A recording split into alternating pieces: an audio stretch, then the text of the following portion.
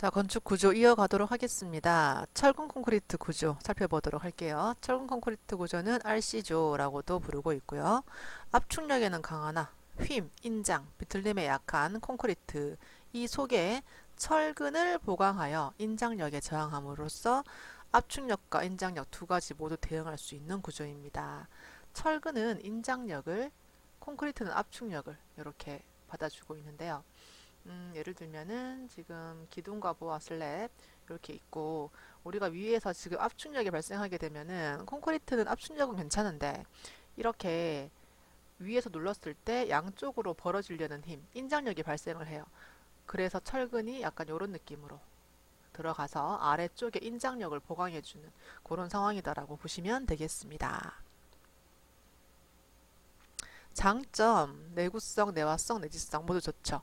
내구성은 콘크리트 자체가 철근을 감싸고 있기 때문에 이 철근이 습기나 여러 가지 성분들을 만나지 않도록 해주는 거고요. 그리고 콘크리트라는 아이는 불에 굉장히 강해요. 그래서 이 불에 약한 철근을 감싸주는 역할을 하고 있는 거죠. 그리고 이 철근이 있기 때문에 횡력에 대한 보강, 그래서 내진성이 굉장히 뛰어나다라고 보고 있습니다. 그리고 재료 워낙에 많이 쓰는 거기 때문에 콘크리트와 철근은 재료 공급이 굉장히 원활한 겁니다. 그리고 단점은 자체 중량과 이 단면적이 좀 크다는 것이 단점입니다. 그리고 습식 공사기 때문에 콘크리트는 시멘트, 모래, 물, 자갈 들어가기 때문에 이 물 때문에 말리는 시간, 공사 기간이 길어지고요. 너무 춥거나 너무 더울 때는 할 수 없는 단점이 있습니다. 자, 그리고 철근과 콘크리트는 열을 받았을 때 팽창하는 개수가 거의 같아요. 그래서 같이 조금 이렇게 팽창했다가 수축했다가 이것을 같이 하기 때문에 두 재료 사이에서 이게 달라버리면 철근만 많이 팽창하면 콘크리트가 깨져버릴 텐데 그런 것들은 무시할 수 있다라고 보시면 되겠습니다. 자, 그리고 콘크리트는 강알칼리성으로 철근 주변에 산화를 방지하는 막을 형성하고요. 철근의 정착끼리를 지켜 적정 위치에 시공하면 부착력이 좋아서, 부착력이라는 것은 철근과 콘크리트가 잘 붙어 있어서 하나로 일체화되는 거고요. 그렇게 하기 위해서 철근 안에 리브나 이런 마디가 있어서 좀 더 콘크리트가 잘 붙도록 해주는 상황입니다. 자, 거푸집 공사 보도록 할게요. 이 거푸집 누누이 말씀드리지만 철근이 있고 콘크리트 구조물을 치기 위해서 임시로 임시로 대주는 합판이나 철판 같은 것들을 거푸집이라고 합니다. 굳지 않은 콘크리트를 지지하는 가설 구조물 공사입니다. 거푸집의 역할 읽어보시면 되겠고요. 그리고 거푸집에 발생하는 측압, 이거 재료에서 한번 나왔던 내용인데요. 반드시 다시 한번 보시기 바랍니다. 측압이 크다는 것은 아유 자꾸 설명을 하게 되네요. 콘크리트를 이렇게 부을 때 거푸집이 붙잡고 있을 거 아니에요. 그런데 이걸 너무 빨리 부었어요. 그러면 속도 때문에 거푸집을 밀어낼 수 있습니다. 이렇게 밀어내는 것이 측압. 그리고 반죽이 너무 묽어요. 그러면 굽기 전에 이 무게가 자꾸 옆으로 흘러내리려고 하기 때문에 반죽이 너무 묽으면 측압이 생기고요. 그리고 온도가 너무 높거나 습도가 좀 높으면 콘크리트가 좀 빨리 굳기 때문에 측압은 작아집니다. 빨리 굳는 게 무조건 좋은 것은 아니고요. 그리고 콘크리트를 부을 때 너무 높은 데서 이렇게 부으면 떨어지는 압력으로 인하여 옆으로 미는 힘이 더 크게 발생을 합니다. 그래서 측압은 커진다 라고 보시면 좋겠죠. 그리고 부수재료 반드시 읽어보시고요. 시스템 거푸집은 이렇게 합판을 한 장 한 장 되는 건 힘들어요. 그래서 아예 이렇게 한 덩어리를 큰 금속 부재 같은 것들로 만들어서 일체화, 유닛화, 대형화시킨 거푸집입니다. 이것을 들어 올릴 때는 뭐 타워 크레인이나 여러 가지 기계로 들어 올리는 거죠. 그것이 시스템 거푸집 되겠습니다. 자, 190페이지였습니다. 자, 철제 패널폼입니다. 유로폼이라고 하고요. 각종 철근 콘크리트 구조물 전반에 넓게 사용되는 거푸집입니다. 보통은 우리가 만약에 이 거푸집을 만드는데 목재로만 만들면 아무래도 이 콘크리트 자체에 있는 수분 같은 것들로 많은 영향을 받을 텐데 이것은 뼈대, 이런 뼈대는 금속으로 만드는 겁니다. 그리고 안쪽에는 방수합판을 대서 붙였다가 뗐다가 한 15회 정도 여러 번 사용할 수 있는 장점이 있고요. 높은 활용도와 정밀도 나올 수 있습니다.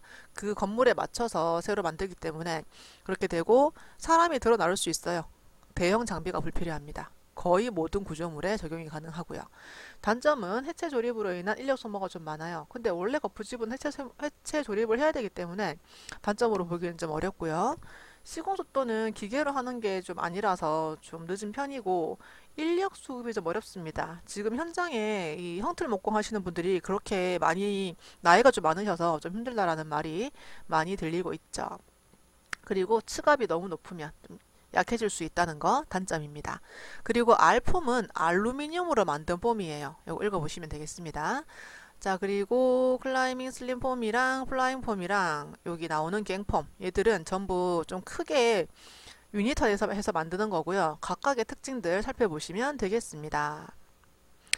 자, 그리고 철근. 철근은 두 가지 형태가 있는데 보통 마디와 리브가 있어서 이렇게 콘크리트를 부었을 때 요 사이사이에 잘 끼어드는 장점이 있는 것이 E형 철근 스틸 디폼드고요. 원형 철근도 안 쓰는 건 아니지만 그래도 쓰는 게 좀 좋다라고 보시면 좋겠습니다. 그리고 철근을 구부리고 자르고 이렇게 가공하실 때 주의사항 있으니까 반드시 보시기 바랍니다. 일반적으로 E형 철근이 원형 철근보다 우수한 것은 부착 강도입니다. 더 잘 붙기 때문에 강도가 더 올라가는 상황이 됩니다. 자, 그리고 피복 두께의 옷을 입었어요. 철근이 콘크리트 옷을 입었습니다. 이것을 감싼 두께인데 왜 감싸냐? 부식이나 화재로부터 철근을 보호하는 거예요. 이 두께가 너무 얇으면 불이 났을 때 이 열이 안으로 영향을 미칠 텐데 어느 정도 두께가 있으면 이 콘크리트라는 아이는 워낙에 열에 강하기 때문에 또 불에 강하기 때문에 이 철근을 잘 보여줄 수 있고요. 또 철근은 철이잖아요. 녹슬 수 있어요. 그것을 콘크리트가 녹슬지 않도록 산화되지 않도록 잡아주는 역할을 합니다. 자, 그리고 이게 왜 필요한가? 자, 그리고 최소 피복 두께는 다는 외우지 못할 것이고 뭐 요 정도 두 가지 정도는 좀 외워두시면 좋겠습니다.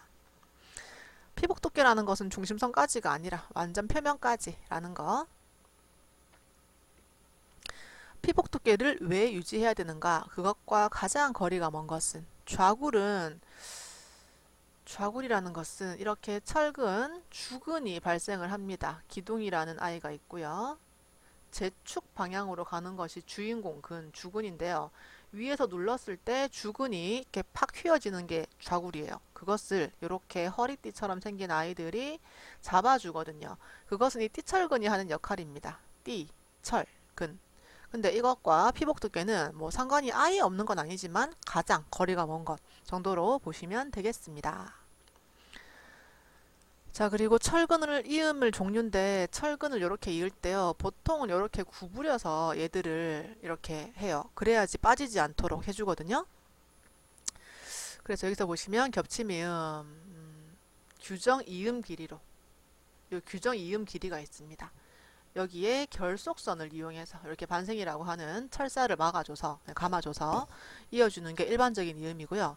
이게 너무 두꺼운 아이는 구부릴 수가 없어요. 이런 아이는 가스 압접 또는 용접 또는 기계식 커플러를 이용해서 붙이게 됩니다. 요 세 가지가 비슷한 것.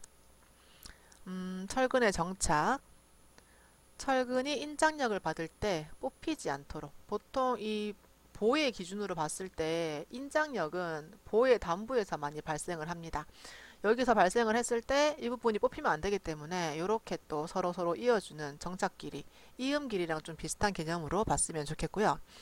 인장되는 부분은 요 지름에 이 철근에 지름이 있겠죠? 예를 들어서 D13이라고 봅시다.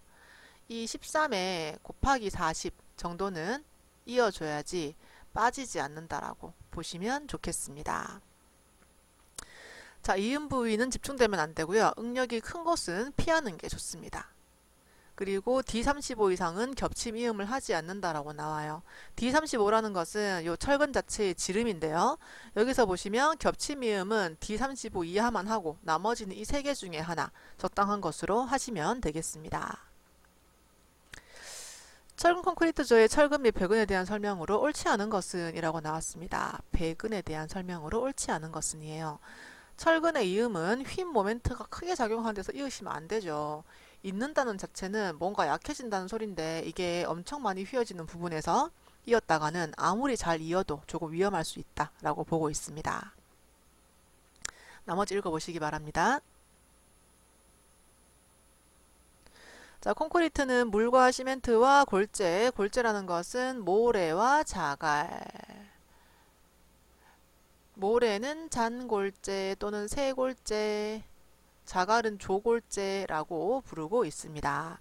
콘크리트의 장점 반드시 보시고요. 단점도 보시기 바랍니다. 그리고 콘크리트를 배합하는 것은 재료의 비율을 정해서 상황에 맞게 사용량을 정하는 것입니다. 이 내용도 읽어보시고요. 이게 재료에서 많이 나왔던 말인데 물과 시멘트의 비율이 가장 중요하다라는 거 다시 한번 봐주시면 좋겠습니다.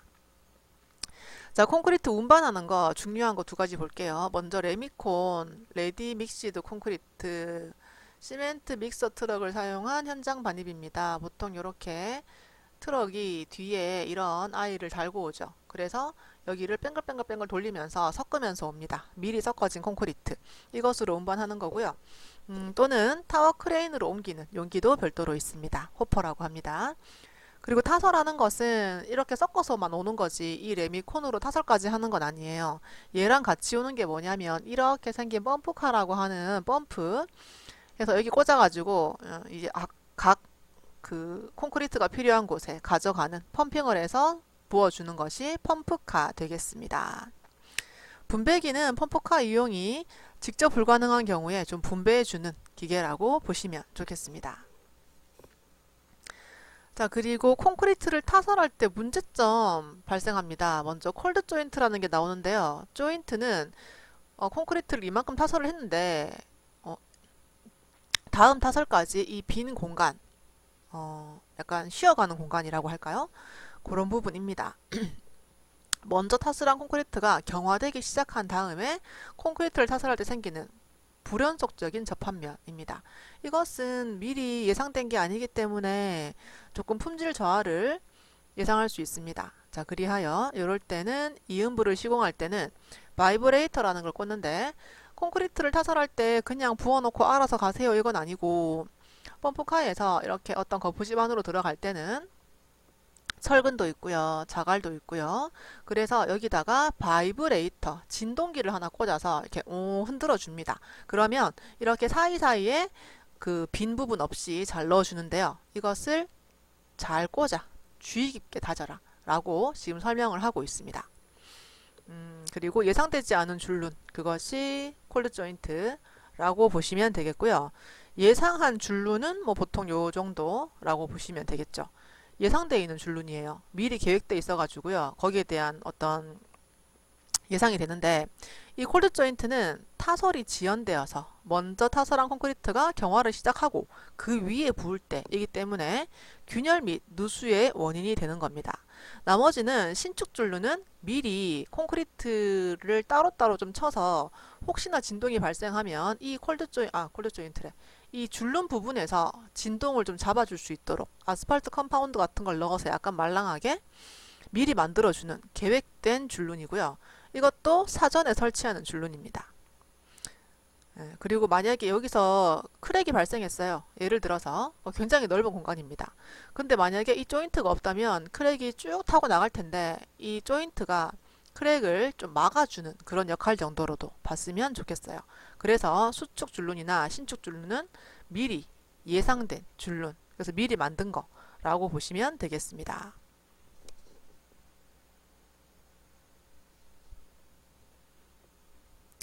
자, 문제 보겠습니다. 다음 중 신축 이음 재료에 요구되는 성능과 가장 관계가 먼 것은 입니다.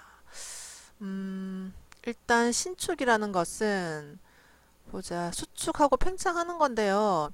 압축 강도가 아예 상관이 없고 이건 아니지만 가장 관계가 멉니다. 지금 신축에 대한 것은 좀 탄성이 있으면 좋고요. 밀착이 잘 되면 좋고요. 좀 수밀하게 되면 제일 좋아요. 신축이라는 것은 이렇게 벌어지고 크랙이 생기면서 그 사이에 뭐 물이 들어간다거나 여러 가지 하자가 되기 때문에 좀 수밀하게 해야 되고 밀착하게 잘 해야 되고요. 그리고 미리 이렇게 따로따로 콘크리트를 치고 그 사이사이에 약간 탄력 있는 재료를 넣어서 혹시나 수축이나 팽창에 조금이라도 좀 대응할 수 있도록 이렇게 만들어 줍니다. 그 탄성도 약간 중요한 부분입니다. 압축 강도는 아예 아닌 건 아니지만 관계가 그나마 제일 먼 거라고 좀 봤으면 좋겠습니다. 자, 그리고 콘크리트가 현장에 왔어요. 왔는데 이 반죽 질기, 우리 컨시스턴시 배운 적 있죠? 워커빌리티, 재료할 때 그거를 측정하는 시험인데요. 이렇게 꽃갈콘처럼 생긴 거에다가 콘크리트를 채웁니다. 그런 다음에 요거를 쇽 들어요. 뒤집어 놨죠? 그런 다음에 원래 있는 거리에서 얼만큼 꺼졌나를 보는 겁니다. 그래서 반죽이 되게 진지, 아니면 적당한지, 아니면 된지 이런 것들을 보는 것이 컨시스턴시고요. 슬럼프 시험이라고 합니다. 그리고 얘는 슬럼프 콘이라고 하고요.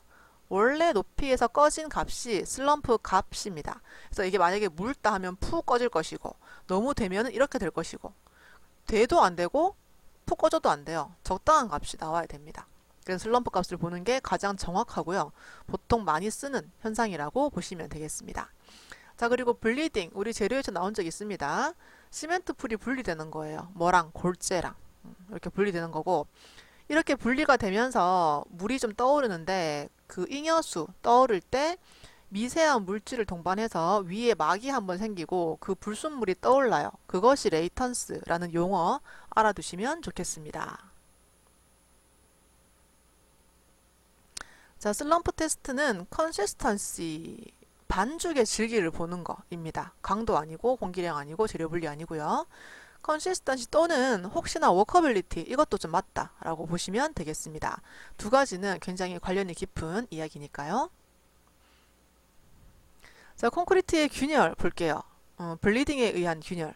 블리딩이라는 것은 콘크리트 안에서 시멘트와 골재가 분리되는 현상이죠. 재료 분리 현상. 이거 콘크리트 내부에서도 발생할 수 있고요. 콘크리트 중에 고정된 수평철근이나 굵은 골재의 하부에 수막이나 공극이 만들어지는, 공극은 굉장히 위험하겠죠. 콘크리트의 부착력이 저하되고 콘크리트의 수밀성의 저하 원인이 되므로 블리딩이 적게 되도록, 그러니까 다시 말하면 재료가 분리되면 안 된다라는 생각을 하면서 하면 되겠습니다. 자, 문제 볼게요. 콘크리트가 타설된 후 비교적 가벼운 물이나 미세한 물질이 상승하고 무거운 골재나 시멘트는 침하하는 현상. 이게 반드시 골재랑 시멘트가 분리되는 게 아니라 재료가 분리되는 것만으로도 블리딩으로 보시면 되겠습니다. 그런데 혹시나 이 물질이 뭐냐고 물어본 적 없어요. 레이턴스 찍으시면 안 되겠다라는 거 보시면 되겠습니다. 그리고 뭐 크리프 현상이라는 게 있는데 이것도 별표가 하나 있죠.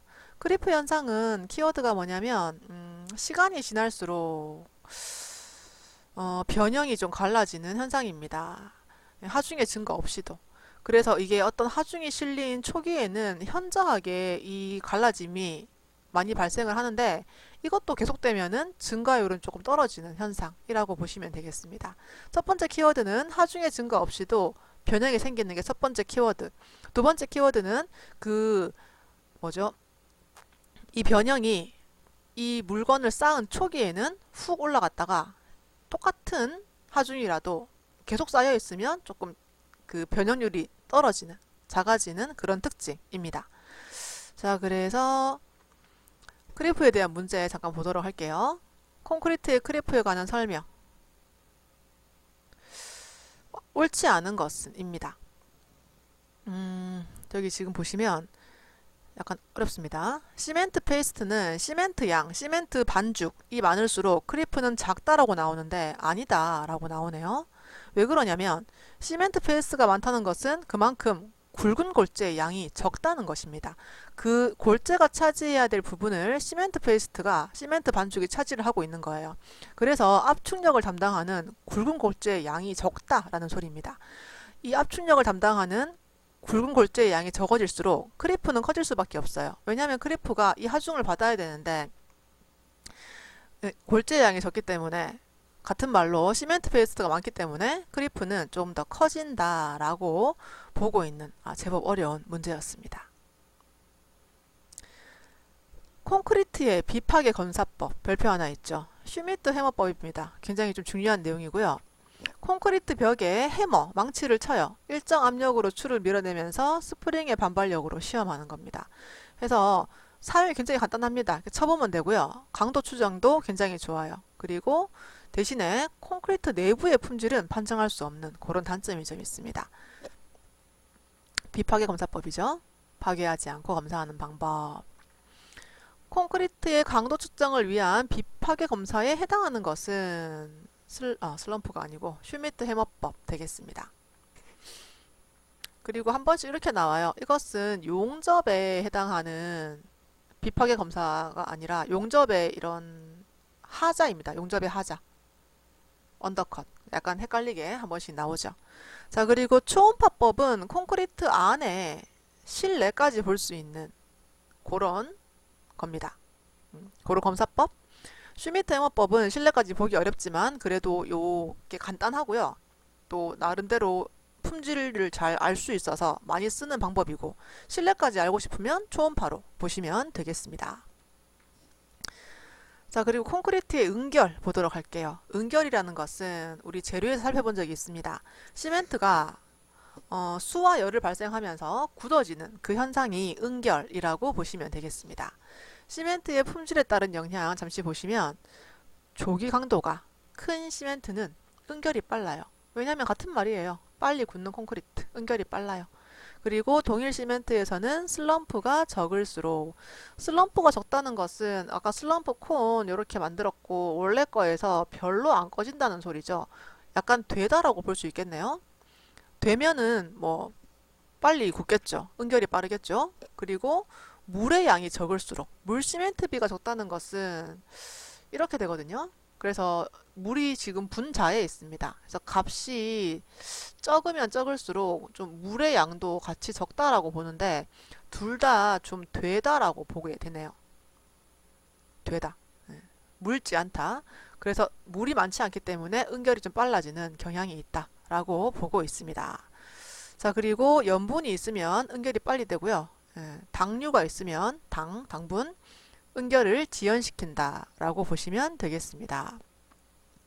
그리고 고온, 온도가 높아요. 습도가 별로 없어요. 햇빛이 쬐요. 바람 불어요. 전부 다 응결을 촉진시키는 요인입니다. 그리고 빨리 굳으면 균열이 발생할 수밖에 없는 뭐 그런 상황입니다. 시멘트 응결에 대한 설명으로 바른 것은 한번 보겠습니다. 시멘트에 물을 많이 가하면 응결은 천천히 되게 됩니다. 물론 물을 가한다는 게 안에 물을 많이 탄다는 게 아니라 콘크리트가 굳기 시작하면 좀 물을 부어주면 수화열이 좀 낮추게 되거든요. 수화열. 그게 낮아지면 좀 천천히 굳는 경향이 발생을 합니다. 그래서 물을 좀 가하면, 물을 좀 뿌려주면 응결은 천천히 이루어진다 라고 이해를 하시면 좋겠습니다. 콘크리트의 사용 중 문제입니다. 사용 중의 문제. 부을 때 아니고 쓰다 보니까 이런 문제가 생겼어요. 이것은 염화물 이온의 침투로 인해 철근이 부식되는 현상이 발생될 수 있는데 이것이 염분으로 인해 해를 입은 염해라고 보시면 되겠습니다. 자, 그리고 중성화입니다. 이것도 큰 문제인데 CO2에 의하여 시멘트 내에 수소나칼슘이 탄산칼슘으로 변화되어 콘크리트는 강알칼리성이잖아요. 이 알칼리성 자체가 안에 있는 철근이 산성화되는 것을 막아주는 역할을 하는데 이 콘크리트 자체가 알칼리성을 잃어버리는 거예요. 그래서 중성화가 돼버립니다. 중성화가 돼버리면 이 철근을 지켜줄 수가 없어요. 그래서 같이 철근도 녹이 슬게 되는 그런 문제가 발생하는 것이 중성화 되겠습니다.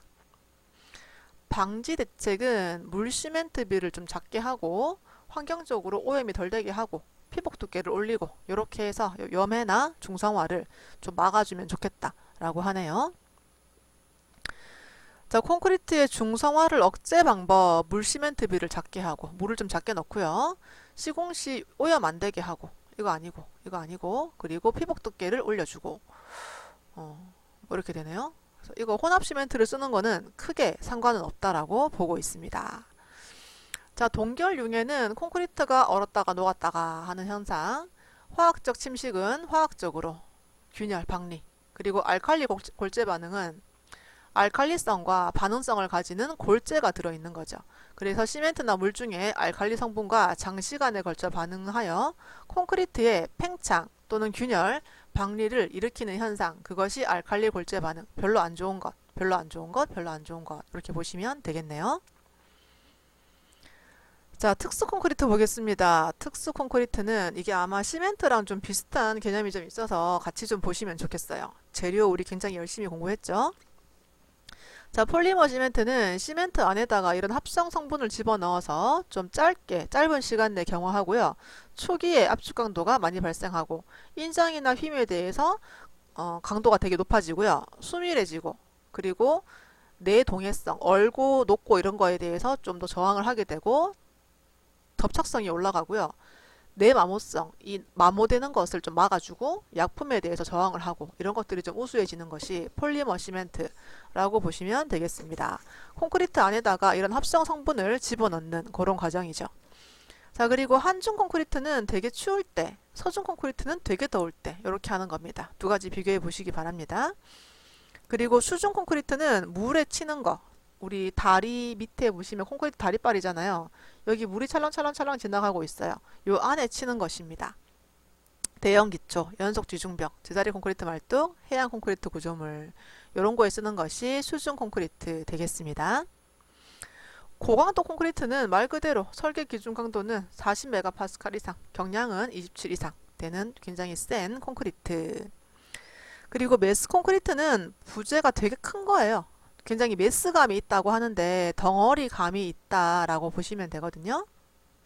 덩어리가 큰 부재입니다. 그리고 메스 콘크리트에 대한 대책 뒷페이지에 199페이지에 이어지고 있습니다. 메스 콘크리트는 그 안에서 열이 되게 많이 발생하기 때문에 중용열이나 이렇게 플라이애쉬, 포출란, 고로 시멘트 이런 것들 넣어서 수화열이 적은 것들로 하시면 조금 더 덜 갈라지고 좋습니다. 온도 균열이 덜 발생하는 부분이죠. 자, 수화 속도를 지연시켜 수화열을 작게 했어요. 그러면 바로 중용열 나오는 거죠. 그래서 메스 콘크리트에 유리하다입니다. 덩어리가 워낙에 크기 때문에 그 안에서 열이 되게 많이 발생을 하는데 이 콘크리트 자체가 중용열 시멘트를 쓰면 열이 좀 덜 발생을 해서 좀 천천히 굳는 장점을 가지고 있습니다. 자, 경량 콘크리트, 가벼운 콘크리트입니다. 우리 오토클레이브 라이트웨이트 콘크리트 요거 배운 적 있죠?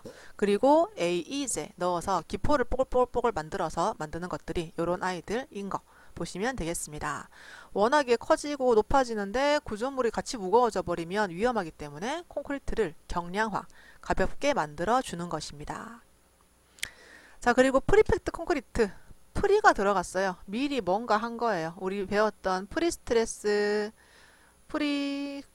프리캐스트 콘크리트, 그리고 프리팩트 콘크리트. 이렇게 한 세 가지 정도가 나오는데, 프리팩트라는 것은 미리 거푸집 속에요. 자갈을 먼저 넣는 거예요. 또는 모래 같은 것들 채워 넣고요. 거기다가 몰타를 압입하는 겁니다. 압력으로 팡팡팡 쏴서 집어넣는 거죠. 그리고 이 그라우트라는 말 나오죠. 그라우트 또는 그라우팅. 시멘트 같은 시멘트 풀을 충전해서 압력으로 집어넣는 거. 그것이 그라우트라고 보시면 되겠습니다. 자, 프리팩트 콘크리트는 왜 하냐? 물에 잘 섞이지 않으므로 수중 콘크리트에 좋아요. 거푸집되고 한꺼번에 시멘트를 부어버리면 물이 샥 와가지고는 시멘트만 이렇게 밀어가는 그런 문제가 발생할 수 있는데 이렇게 자갈을 미리 밀실하게 집어넣고 압력으로 순간적으로 팡팡팡팡 쌓아 넣으면 이게 요 사이사이에 조금 더 잘 끼어들어서 수중 공사 등에 좀 좋다라고 보시면 좋겠습니다.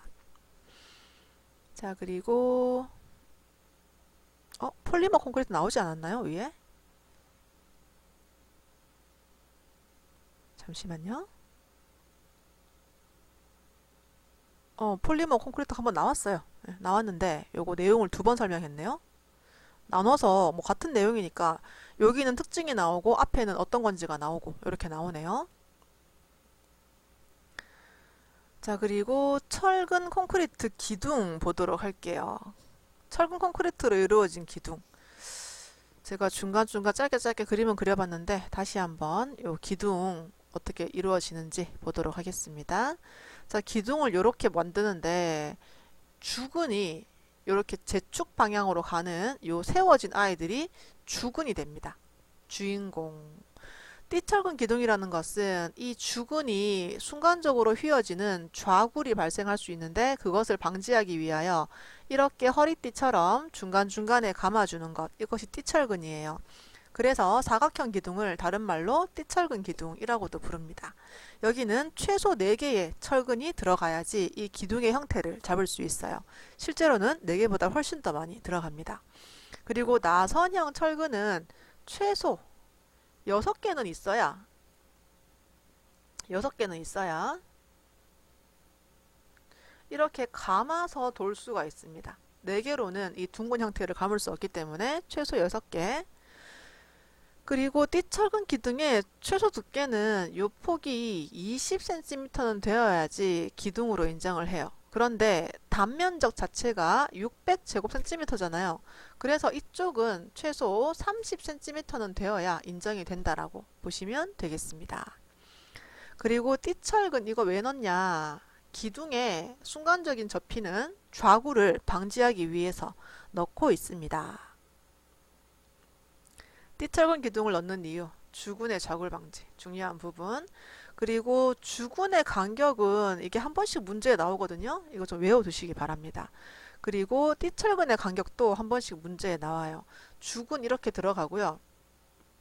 주근 들어가고요. 띠철근이 생각보다 되게 촘촘하게 들어가요. 생각보다. 요 간격을 얼마로 할 거냐인데 요 4가지 중에서 가장 작은 값이고요. 요 3개를 다 좀 외워주시기 바랍니다. 최근에 문제에 좀 나왔던 형태인 것 같습니다. 자, 그 다음에 보 나옵니다. 보는 큰 보와 작은 보 있었죠. 이미 재료에서 다 나왔던 얘기라서 그림은 따로 없고요. 바닥 슬랩으로부터 하중을 전달받아 기둥으로 전달하는 역할입니다. 보통 기둥이 이렇게 있고요. 보가 있고요. 슬랩은 그 보와 보 사이에 보가 이까지예요. 보가 이까지입니다. 그럼 슬랩은 요 사이에 그냥 끼어드는 그런 부재 정도로 보시면 되겠어요. 이것이 큰 보, 이것이 작은 보 되겠네요. 그리고 얘는 슬랩이 됩니다. 자, 큰 보는 기둥과 기둥을 연결하는 보, 슬랩의 하중을 직접 기둥으로 전달하거나 작은 보로부터 전달받아 기둥으로 전달하는 역할입니다. 굉장히 중요한 거. 그리고 작은 보는 짝수로 설계한다. 2개 정도. 4개 정도 이렇게. 왜 그렇게 하냐면 하중이 하나가 돼버리면 중간에 하중이 집중될 수가 있어요. 그래서 하중을 좀 분산시키기 위해서 작은 보는 2개씩 넣어주시면 되겠습니다. 자, 그리고 보의 주근은 D13 이상이라고 되어 있습니다. 디아메타, 파이로 표시 안 하는 이유는 그 모양이 일정한 형태가 아니라 리브도 있고 마디도 있고 이래서 좀 평균 낸 디아메타라고 보시고요. D13부터 쓸 수 있다라는 거 좀 알아두시기 바랍니다. 우리 보통 내력벽이나 뭐 다른 데는 별로 중요하지 않은 곳에는 D10부터 쓸 수 있어요. 근데 요거는 조금 더 굵은 D13부터 쓸 수 있구나 라고 보시면 되겠습니다. 자, 그리고 보는 느끈이라는 게 발생을 하는데 요게 재료의 그림이 한번 있습니다. 일단 보라는 것은 이렇게 옆으로 누운 모양이죠. 그래서 주근이 세워진 아이가 아니라 이렇게 제축 방향으로 가는 거. 옆으로 가는 철근이 주근 되겠습니다. 여기를 이렇게 띠철근 마냥 감싸주는 애가 있어요. 얘가 지금 우리 갈빗대처럼 지나가는 늑막이라고 하죠. 느끈. 얘들이 느끈입니다. 얘는 이렇게 위에서 발생하는 힘 또는 밑에서 받치고 있는 힘, 이렇게 힘의 방향이 안 맞을 때 이 부분이 잘라지려고 하는 전단력이 발생을 해요. 여기에 저항하기 위해서 단부에는 촘촘하게 넣어야 됩니다. 왜냐면 이렇게 기둥이 있고요. 보가 있고요. 이렇게 돼 있으면 기둥은 받치고 있잖아요. 그리고 하중은 이렇게 발생해요. 그러면 이 부분이 자꾸 잘라지려고 합니다. 양쪽의 단부, 양단부. 여기는 촘촘하게 넣어가지고 절대 잘리지 않도록 해야 돼요. 그래서 양단부에 촘촘하게. 중앙부에는 이게 지금 받치고 있는 게 없고 거의 허공이라서 전단력은 크게 발생하지 않습니다. 인장력이 많이 발생하겠죠? 밑으로 이렇게 벌어지려고 하는 힘. 자, 그래서 여기 양단부에 촘촘하게, 중앙부에는 별로 아니니까 느슨하게 이렇게 넣으시면 되겠습니다. 문제 잠깐 보시면 쉽게 나오죠. 보에서 늦근 왜 넣어요? 전단력에 대한 저항이라고 나오고 있습니다. 나머지 참고 부분 반드시 읽어보시기 바랍니다. 200페이지였습니다. 자, 철근 콘크리트 보의 높이, 춤인데요. 그림이 나와 있네요. 자, 보시면 단부에는 촘촘하게, 중앙부는 느슨하게 이렇게 들어가 있습니다.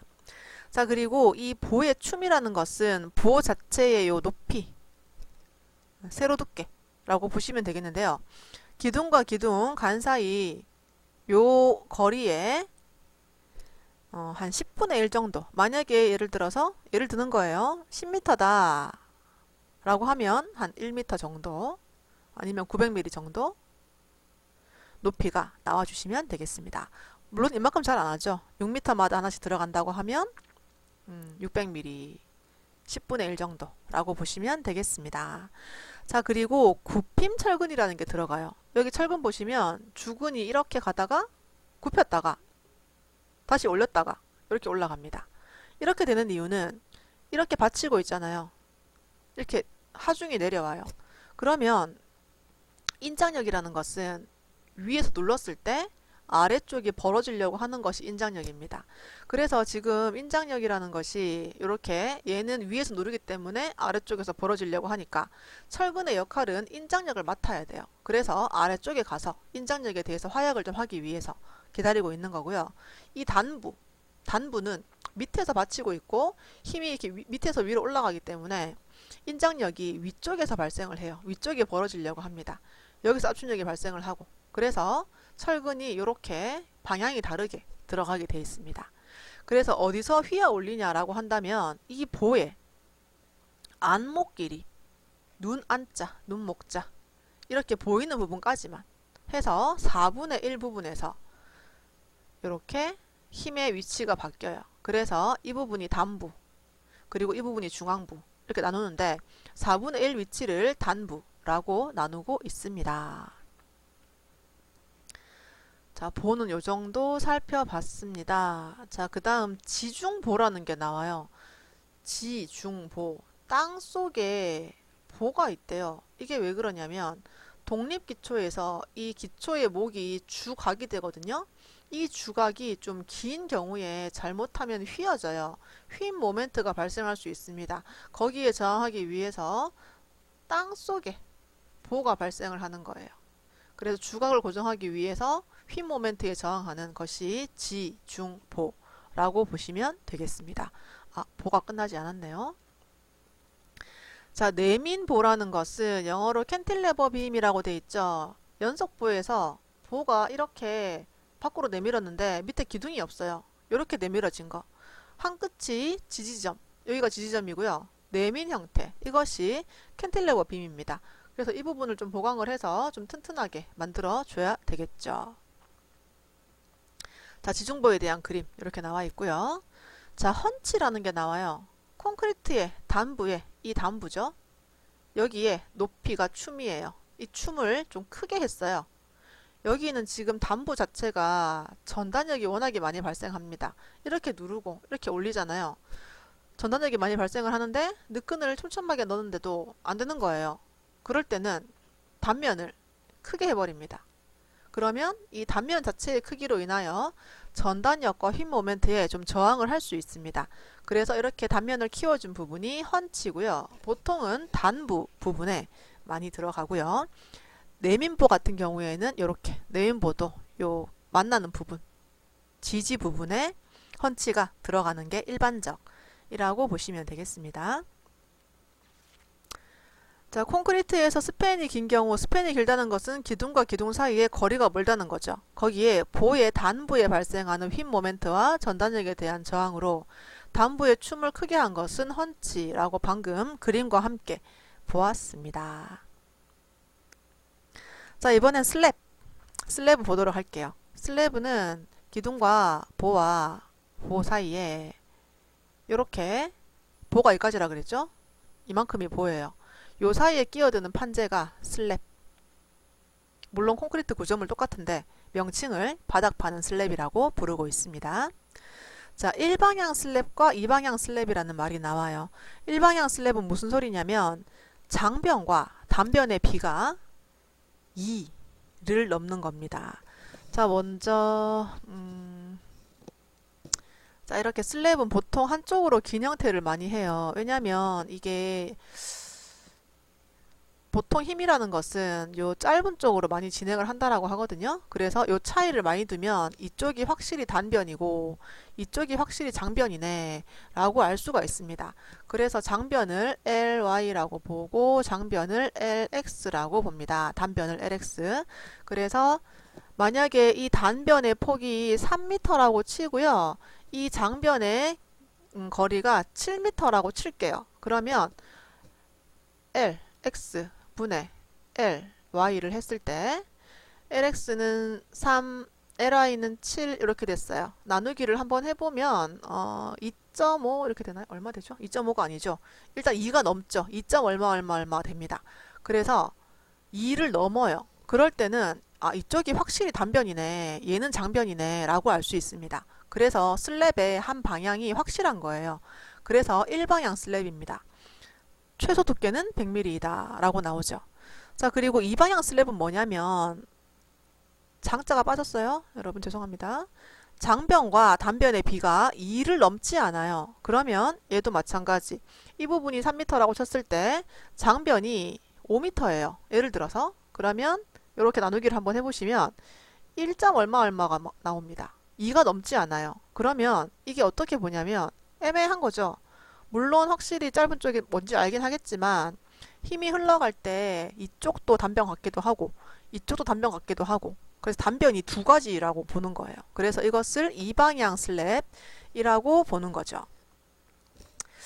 자, 그리하여 이렇게 보시면 문제에서는 최소 두께를 물어봤네요. 이렇게 보시면 되겠습니다.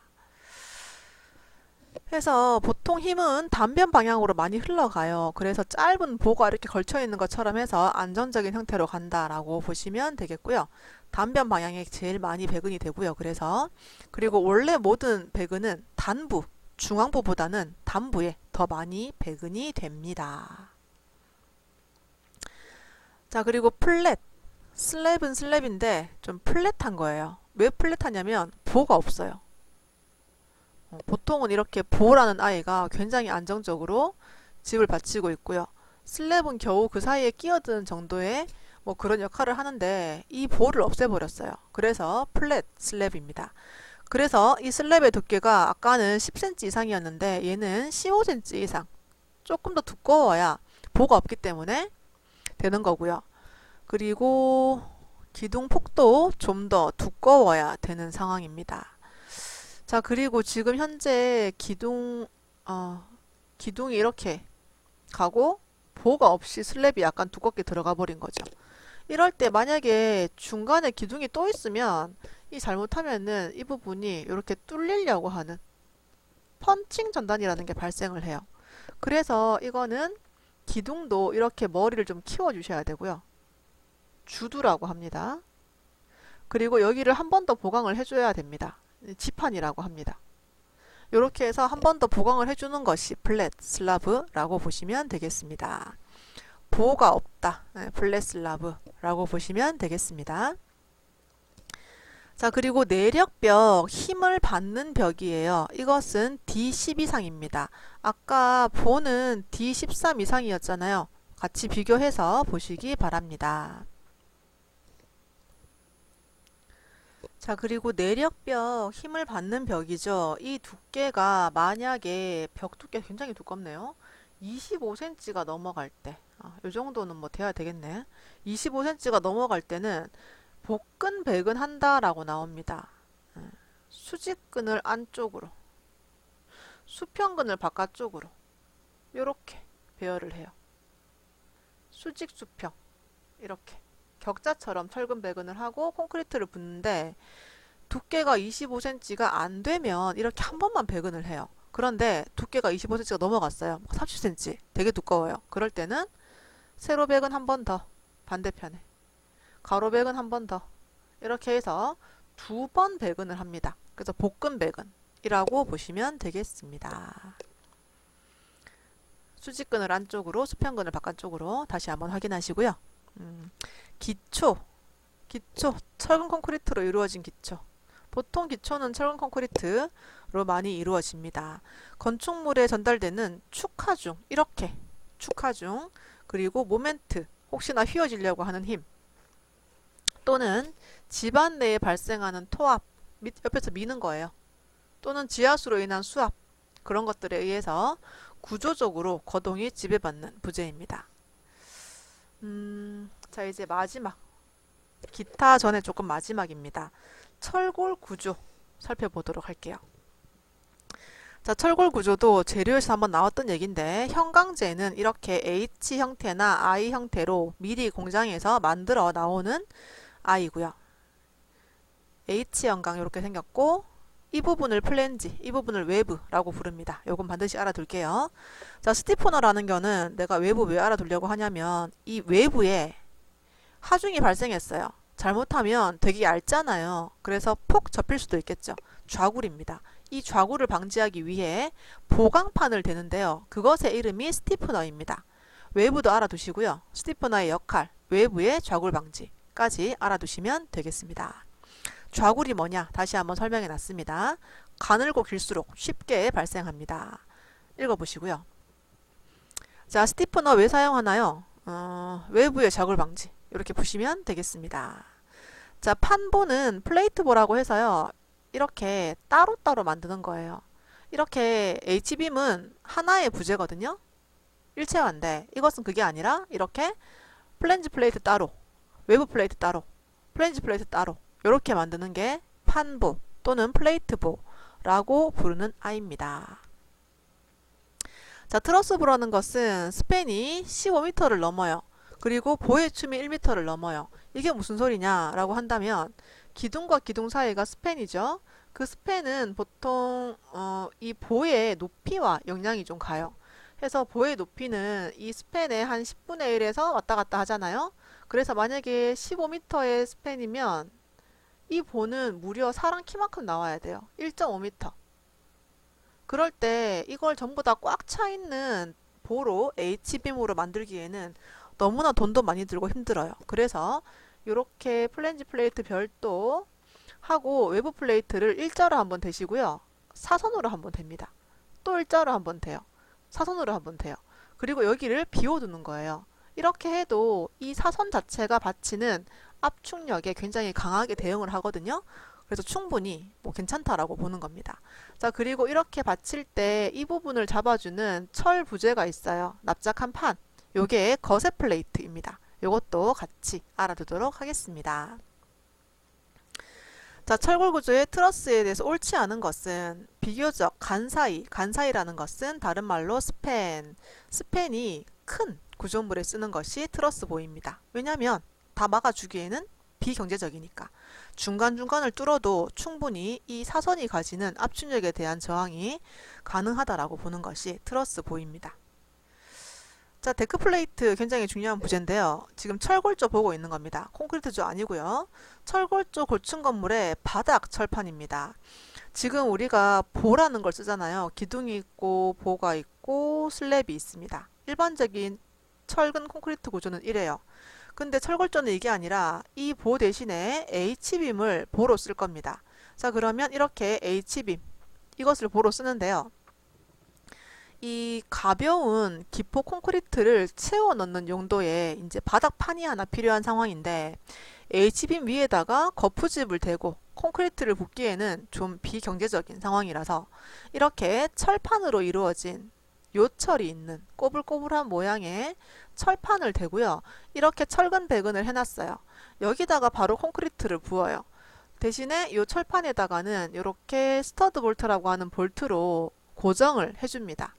그런 다음에 콘크리트를 붓는데 일반적인 RC조 같은 경우에는 이 거푸집을 떼냅니다. 근데 이 데크플레이트는 철판 자체가 거푸집이잖아요. 얘를 떼내지 않고 그냥 그대로 영구적으로 두는 방식, 조금 다른 방식이라고 보시면 되겠습니다. 스터드 볼트, 아까 그 연결하는 부재라는 거 다시 한번 봐두시고요. 읽어보시고요. 철골 접합 방법 별표가 2개예요. 요거 자세히 좀 보도록 할게요. 자, 먼저 리벳 접합은 뭐냐면 그림 있죠. 여기 판재에 구멍을 뚫어요. 그런 다음에 800에서 1000도로 달군 금속 막대를 끼웁니다. 흐물흐물하겠죠. 이미 너무 뜨겁기 때문에. 이것을 머리를 땅 쳐요. 그러면 이 뚫린 부분에 쇠막대가 이렇게 퍼지는 상황이 됩니다. 절대 빠지지 않겠죠. 이렇게 박아주는 것이 리벳 접합. 볼트는 이게 볼트와 너트를 끼우는 방식. 소규모 건축물에 많이 쓰입니다. 자, 비슷한 거긴 한데 고력 볼트 접합이에요. 이것은 볼트와 너트를 강하게 기계로 쬐는 거예요. 그래서 접합면에 완전히 마찰력으로 달라붙도록 하는 접합입니다. 장점, 접합부의 강성이 높아요. 다른 말로 피로 강도가 높아요.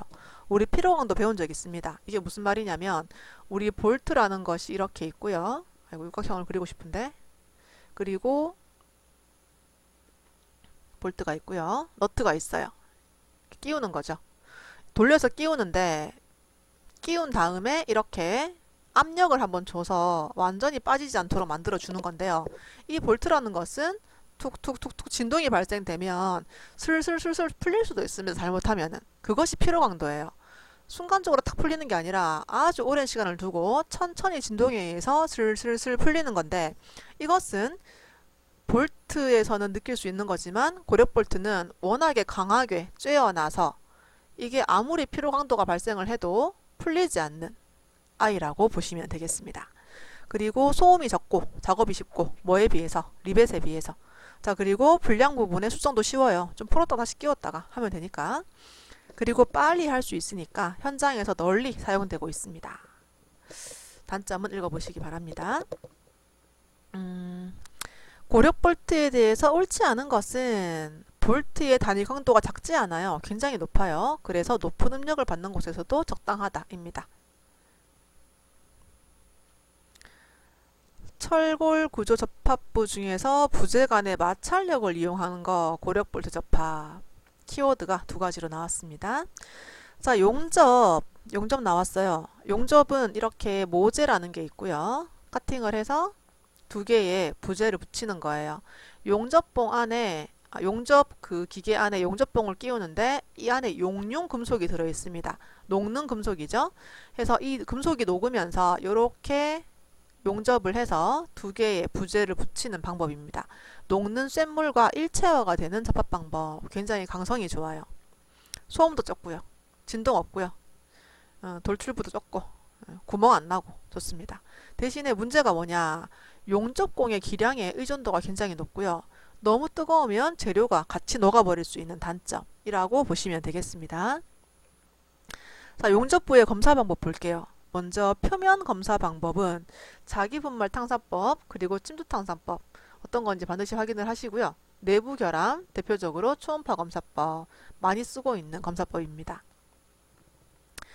자, 그리고 모살 용접 겹침 이음이나 T형 이음에서 이렇게 용접하는 것 모살 용접, 맞댐 용접 서로 맞대서 여기를 용접하는 것. 그리고 플러그 용접 구멍 뚫어서 한쪽 구멍 뚫어서 그 구멍에 용접을 하는 겁니다. 자, 이렇게 넓은 철판이 있을 때 구멍 뚫어서 그 구멍에 용접을 해서 이 밑에 있는 판이랑 좀 붙이는 그런 과정. 그리고 슬롯 용접은 긴 홈을 뚫어서 구멍 아니고 길게 뚫어서 용접을 하는 방식이라고 합니다.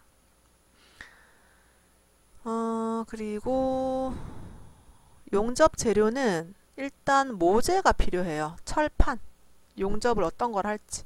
그리고 용접봉이 필요합니다. 용접봉. 자, 공기를 차폐하는 게 좋고요. 용접이 끝나는 부분에 철판을 한 개 대주는 거, 엔드탭입니다. 그리고 뒷댐재, 이것도 용착금속이 빠지지 않도록 철판 뒤에 대주는 것이라고 보시면 되겠습니다. 자, 여기 강구조의 비파괴 검사가 아닌 것은 아까 우리 봤죠? 슈미트 해머법은 콘크리트를 두들겨 가지고 하는 검사법이었습니다. 용접 결함, 요거 반드시 다 읽어보세요. 특징 확인하시고요.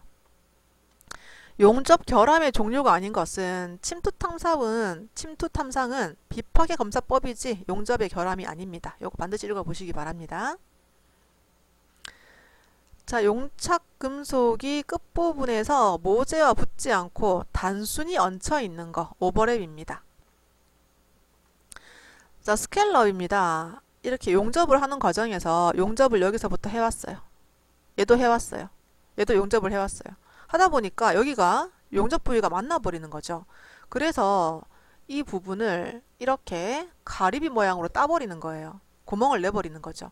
용접이 요까지만, 요까지만, 요까지만 가는 거죠. 요렇게 만들어주는 것이 스캘럽입니다. 그리고 녹막이 칠 반드시 해줘야 되겠죠. 녹슬면 안 되니까 주로 광명단 페인트를 칠하고 있습니다. 그리고 H빔 같은 경우엔 부식이 또 잘 되기도 하지만 불이 나버리면 이것이 엿가락처럼 휘어버리는 문제가 발생을 해요. 그래서 앞면이나 이런 몰탈 같은 것들 불이 안 붙는 아이들을 이렇게 뿜칠을 하거나 타설을 하거나, 뿜칠을 주로 많이 하고요. 콘크리트로 이렇게 부어버리거나 타설, 여기다가 미장을 해버리거나 이렇게 하는 거고요. 또는 어떤 판넬을 붙여서 불이 붙지 않도록 해주는 역할도 하는 것이 내화 피복 되겠습니다. 자, 철골조 주각도 굉장히 중요해요. 이 지금 밑에 보시면 이게 기초고요. 여기다가 H빔 기둥을 세워야 되는 상황이에요.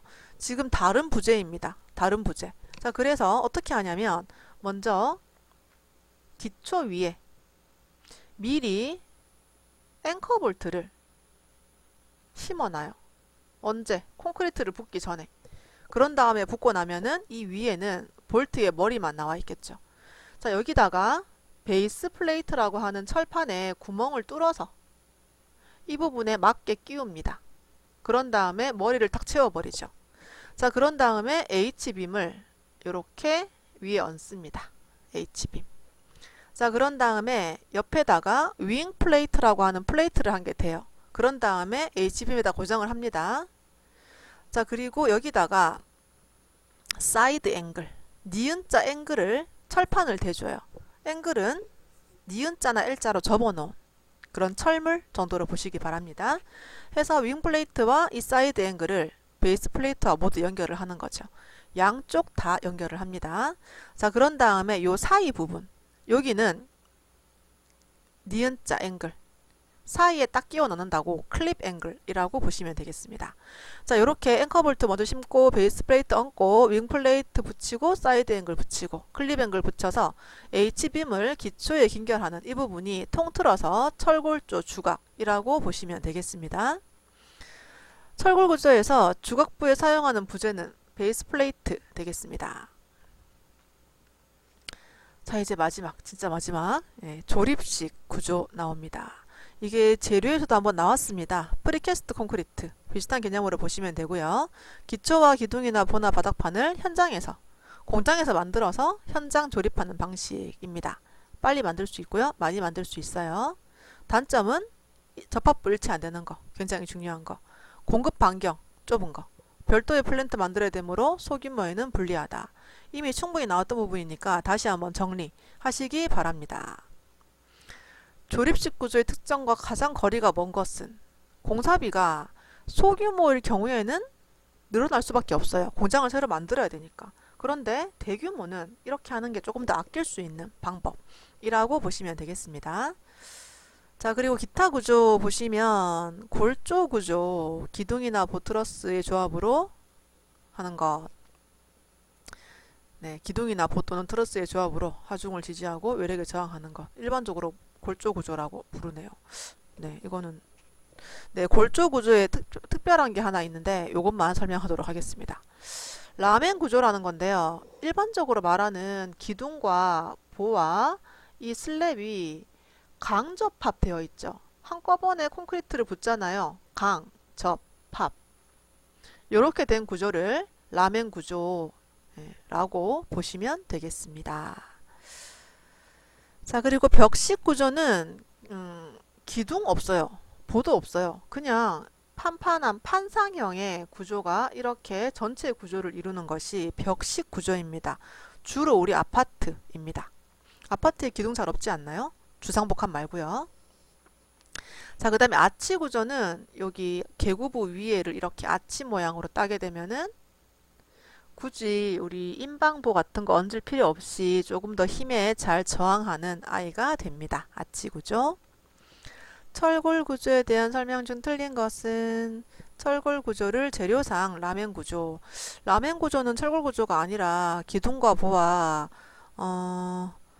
슬라브가 강접합이 되어서 횡력에 잘 저항하는 방식입니다. 그래서 틀린 거라고 보시면 되겠습니다. 특수 구조입니다. 절판 구조는 만약에 이런 평판이 서 있기가 좀 힘들어요. 근데 이것을 접어서 모양 자체가 가지는 변화를 좀 주게 되면은 훨씬 더 잘 서 있는 특징을 가질 수 있습니다. 우리 종이 그냥 안 서잖아요. 근데 이렇게 접어서 세우면 이게 탁 서요. 그런 것처럼 우리 지붕판도요. 너무 넓은 구조물 일자로 하기 좀 힘듭니다. 그리고 춤이 되게 두꺼워져야 되는데 이것을 한번 접어버리면 훨씬 더 넓은 대공간을 만들 수 있습니다. 자, 그리고 쉘 구조도 마찬가지예요. 이것도 그냥 일자로 이렇게 배열하면 압축력에 좀 저항이 좀 힘든데 이것을 곡면으로 이렇게 만들어 버리면 훨씬 더 저항을 잘하는 상황이 되고요. 그리고 돔 구조. 지금 이렇게 그림이 잘못된 게 이것도 쉘 구조예요. 얘도 쉘 구조. 둘 다 쉘 구조입니다. 돔 구조가 그림이 빠졌는데 돔 구조는 우리 판테온 신전 아시나요 혹시? 타지마할 궁 이렇게 된 게 돔이에요. 그리고 우리 고척돔 아시죠? 고척돔 동그랗게 이렇게 된 게 돔 구조입니다. 이거 그림 잘못됐어요. 이것은 둘 다 쉘 구조. 얘도 곡면판이 가지는 구조라고 보시면 되겠습니다. 돔 구조는 반구형입니다. 구를 반 탁 잘라 놓은 것. 자, 곡면판이 지닌 역학적 특성 하면 바로 나오는 것이 쉘 구조입니다. 초고층 건물로 가장 적합한 것은 튜브 구조라는 아이가 있는데요. 이 튜브 구조는 어떤 특성이 있냐면 이렇게 내력벽이나 내력 구조물, 기둥 같은 것들을 바깥쪽으로 주로 배열을 하게 되면은 훨씬 더 횡력에 저항을 잘합니다. 벽체를 강한 외피로 둘러싸는 거예요. 그래서 튜브 모양이라고 해서 튜브 구조라고 보시면 되겠습니다. 자, 트러스 구조 세 가지 형태 넣어봤는데 이거 말고도 다른 트러스가 좀 많이 나오거든요. 그래도 대표적으로 요것들 꼭 보시면 좋겠습니다. 자, 거세 플레이트 아까 나왔죠. 여기에 딱 붙여주는 철판 같은 거. 그것이 거세 플레이트. 자, 그리고 허니콤보는 뭐냐면 이 형광의 외부를 톱니 모양으로 자른대요. 그래서 이렇게 약간 어떻게 그리지? 이렇게 톱니 모양으로 잘라주고요. 여기 밑에도 이렇게 톱니 모양으로 잘라주게 되면 어떤 느낌이냐면 여기가 벌집처럼 이렇게 비어져요. 이렇게 되면은 요 사이사이에 배관이 지나갈 수 있는 장점이 있습니다. 또 벌집 모양으로 빈다고 해서 허니콤보라고 보시면 되겠습니다. 자, 그리고 스페이스 프레임인데 이게 트러스에서 발전된 거죠. 트러스는 아까 1차원, 2차원적으로 되어 있는데 이렇게 카메라의 삼각대처럼 이렇게 입체로 벌려주는 거예요. 이게 입체 트러스고요. 스페이스 프레임이라고 부릅니다. 자, 그리고 현수 구조는 구조체를 여기다가 매달아 주는 거예요. 이 다리가 구조체죠. 이것을 이 케이블에 매달아 주는 거. 인장력만 부담하는 구조고요. 모양에 따라서 이렇게 다르게 부르고 있습니다. 자, 그리고 막 구조는 우산처럼 이렇게 살이 있고 거기에 팽팽한 막을 달아서 쓰는 거고요. 보통 경기장 뚜껑, 경기장 지붕으로 많이 쓰고 있습니다. 구조체 자체에 무게가 적고요. 대공간의 지붕을 덮고 상암 월드컵 경기장, 제주 월드컵 경기장 등에서 볼 수 있는 구조는 막 구조 되겠습니다. 자, 여기까지 굉장히 방대한 내용들이 많이 나와요. 특히 재료와 구조가 좀 연결되는 것들이 좀 많이 있고 그리고 이제 별도로 실내 디자인 요소들 자, 이것들 이제 한 하루에 한 강 정도 보신다는 생각으로 천천히 준비하셔서 좋은 결과 내시기 바랍니다. 감사합니다.